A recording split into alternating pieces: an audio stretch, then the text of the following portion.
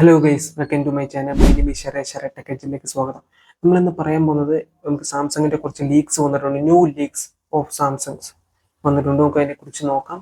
First കുറച്ച് leaks S24 സീരീസിന്റെ C Fold 6ന്റെ വാച്ചും പല കാര്യങ്ങളുടെ ലീക്സ് വന്നിട്ടുണ്ട്. നമുക്ക് അതിനെക്കുറിച്ച് നോക്കാം ഡീറ്റെയിൽഡ് ആയിട്ട്.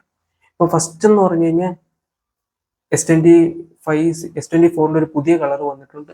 യെല്ലോ, ടൈറ്റാനിയം യെല്ലോ ആണ് വന്നിട്ടുണ്ട്. പേപ്പറിൽ വരെ അടിച്ച് വന്നേക്കുവാണ്ട് ഫ്രണ്ട് പേജിൽ അടിച്ചു വന്നിട്ടുണ്ട് ഇന്നലെ പേപ്പറിലാണ്. അപ്പൊ എന്തുകൊണ്ട് ഇത്ര താമസിച്ച് ഇറക്കുന്നതിന്റെ കാര്യം എനിക്കറിയില്ല. എന്തുകൊണ്ട് സാംസങ് ഇത്ര കളേഴ്സ്, ഒരു സ്പെഷ്യൽ കളേഴ്സ് ഒക്കെ, ഇത് നല്ലൊരു കളറാണ്, ഗോൾഡ് പോലെ ഇരിക്കുന്ന ഒരു യെല്ലോ ടൈറ്റാനിയം ആണ് വരുന്നത്.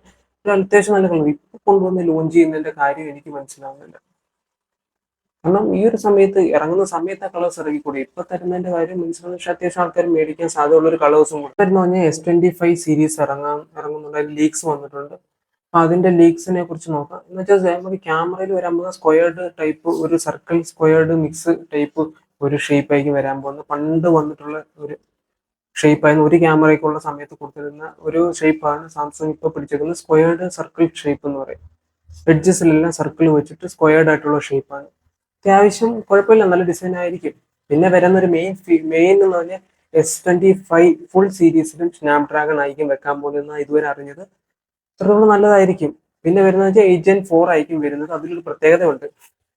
നമ്മുടെ ഇപ്പൊ ഇറങ്ങിയ X Lite എന്ന് പറഞ്ഞൊരു പ്രോസസ്സർ ഉണ്ട് ലാപ്ടോപ്പിനൊക്കെ വേണ്ടി. സാംസങ് അല്ല, സ്നാപ്ഡ്രാഗൺ ഇറക്കിയ ഒരു പ്രോസസ്സർ ഉണ്ട്, ഓണിക്സ്. അത് ഇവിടെ ചിലപ്പോൾ കാണാം. കുറച്ചുകൂടി ഇംപ്രൂവ്ഡ് ആയിരിക്കും, കുറച്ചുകൂടെ പെർഫോമൻസ് ഭയങ്കരമായിട്ട് നമുക്ക് പ്രതീക്ഷിക്കാം.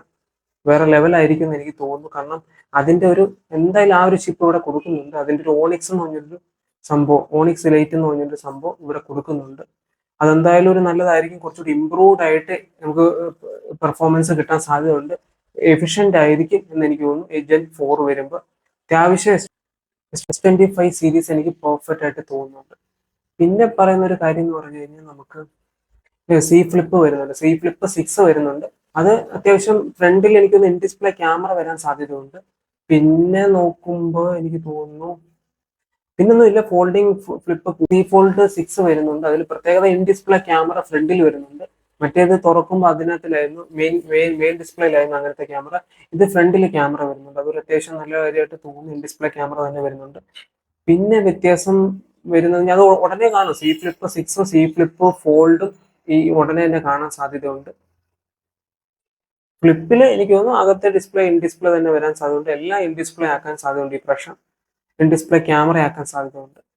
ഇത്രേ ഉള്ളൂ. പിന്നെ ആപ്പിൾ വാച്ച് പോലെ തന്നെയാണ് ഈ വർഷത്തെ വാച്ച് സാംസങ് ഇറക്കാൻ പോകുന്നത്. അതേ കോപ്പിയല്ല. അവർക്ക് എന്താ വിറ്റ്, ഞങ്ങളും കുറച്ച് അതുപോലെ ഇറക്കി വിറ്റോട്ട് കാശുണ്ടായിക്കോട്ടെ എന്ന രീതിയിൽ അവരും വരുന്നുണ്ട്. ഇതേ ഷേപ്പിലേക്കും, പക്ഷെ സർക്കിൾ ആയിരിക്കും വരാൻ പോകുന്നത്. സർക്കിൾ ഷേപ്പിലാണ് വരാൻ പോകുന്നത് വാച്ച്. അൾട്ര സെയിം ആപ്പിളിന്റെ അൾട്ര വാച്ച് ഇല്ല, അതിന്റെ ഒരു ലുക്കിലൊക്കെയാണ് വരാൻ പോകുന്നത്.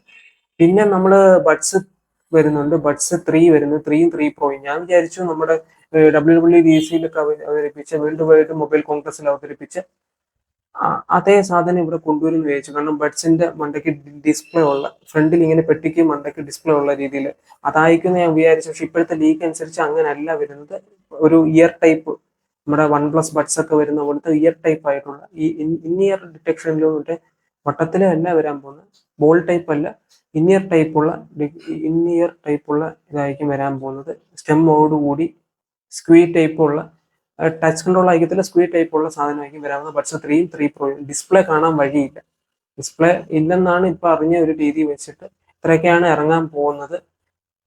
അത്യാവശ്യം നല്ല ക്വാളിറ്റി സൗണ്ട് ആയിരിക്കും വരാൻ പോകുന്നത്. ഈ 10-11 രൂപയ്ക്ക് ആയിരിക്കും എന്തായാലും. C Flipഉം C Foldന്റെയും കൂടെ ആയിരിക്കും ബഡ്സ് വരാൻ പോകുന്നത്. ബഡ്സ് 3 വരാൻ പോകുന്നത്. പ്രോ ചിലപ്പോൾ നമുക്ക് S25 സീരീസിലൂടെ കാണത്തുള്ളൂ. മിക്കവാറും അങ്ങനെ ആയിരിക്കും വരാൻ പോകുന്നത്. ചിലപ്പോൾ രണ്ടും കാണും, പറയാൻ പറ്റത്തില്ല എങ്ങനെയാണെന്നുള്ളത്. നമുക്ക് വരുമ്പോൾ നോക്കാം. എന്തായാലും ഇത്രയൊക്കെ ഉള്ളൂ ലീക്സ്. സാംസങ് എല്ലാം അത്യാവശ്യം നല്ല ഫോൺസ് ഈ വർഷം ഇറക്കും എന്ന് വിചാരിക്കുന്നു. എല്ലാം ബെറ്റർ ആയിക്കട്ടെ, നമുക്ക് നോക്കാം. ബൈ. ഷെയർ ചെയ്യണം, സബ്സ്ക്രൈബ് ചെയ്യണം.